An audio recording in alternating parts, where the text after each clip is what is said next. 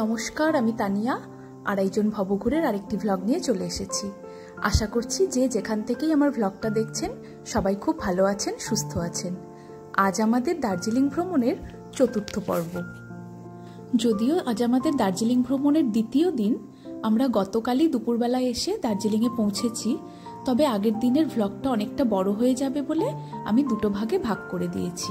আর এখন আমরা চলে এসেছি Tibetan refugee self help centre.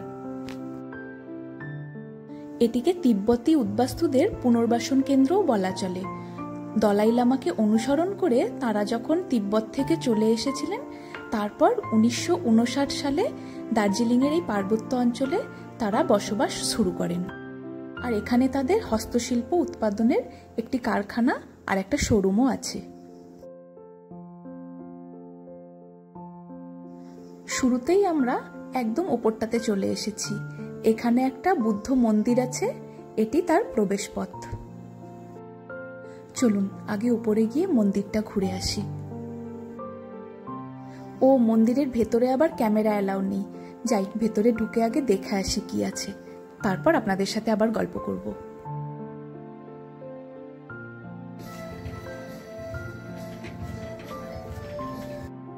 মন্দিরের ভেতরে তেমন কিছু নেই, শুধু দলাই লামার একটা বড় মূর্তি। আর এই যে বাজনা শুনতে পাচ্ছেন, এখানে আজকে একটা বিয়ে। এই কমিউনিটির মধ্যেই ওদের এক ফ্যামিলির সাথে আরেক ফ্যামিলির বিয়ে ব্যাপারটা প্রচলিত আছে। চলুন একবার ভেতরে গিয়ে দেখে আসি ওদের বিয়ের কেমন কি আয়োজন।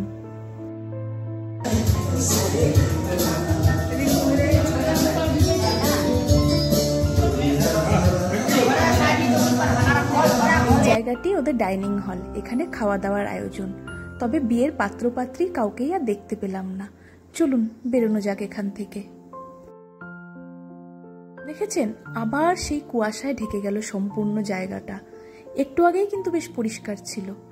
বেরিয়ে পড়েছি আমরা দার্জিলিং তিব্বতীদের উদ্বাস্তু শিবির থেকে। এখন চলুন আরেকটা জায়গায় নিয়ে যাই।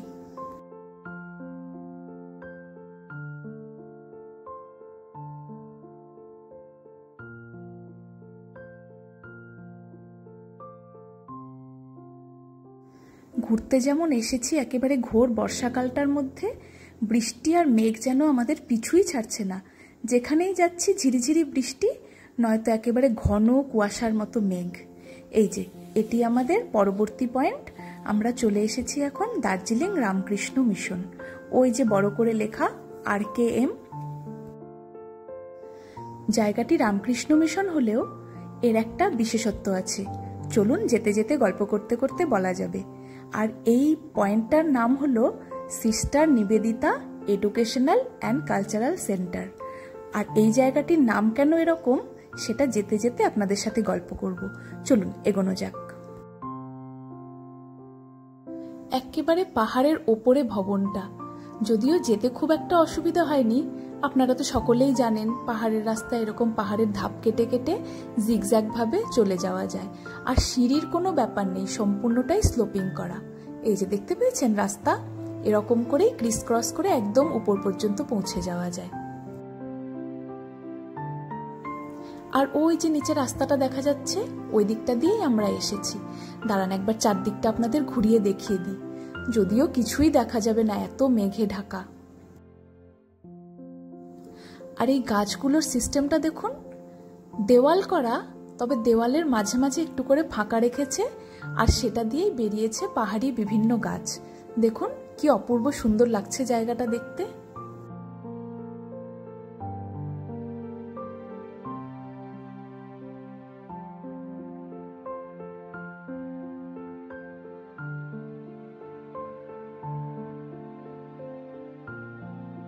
এই যে দেখুন, বিল্ডিংটার নাম রয় ভিলা। আর এই জায়গাটিতে সিস্টার নিবেদিতা তার শেষ নিঃশ্বাস ত্যাগ করেছিলেন, সেই জন্য এই ভবনটিকে সিস্টার নিবেদিতার নামে উৎসর্গ করা হয়েছে। চলুন একবার ভেতরে নিয়ে যাই, কি কি আছে আমিও ঘুরে দেখি, আপনাদেরকেও একবার ঘুরে দেখিয়ে দিই।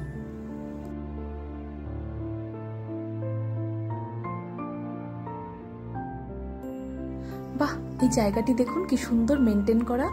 প্রচুর রকমের পাহাড়ি গাছ, অর্কিড, বিভিন্ন ফুল গাছ দিয়ে জায়গাটা সাজানো।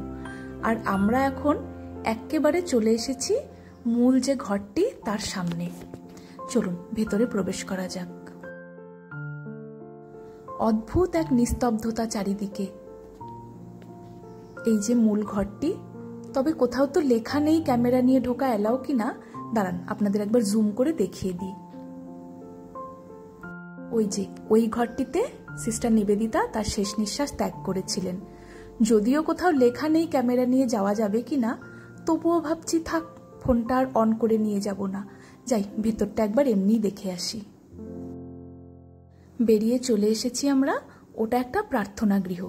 এক কিনারে আছে সিস্টার নিবেদিতার বিশাল একটা মূর্তি, আর সামনের দিকটায় আছে স্বামী বিবেকানন্দর একটা ছবি, শ্রী শ্রী ঠাকুর রামকৃষ্ণ আর মা শারদা মায়ের একটা বড় করে ছবি।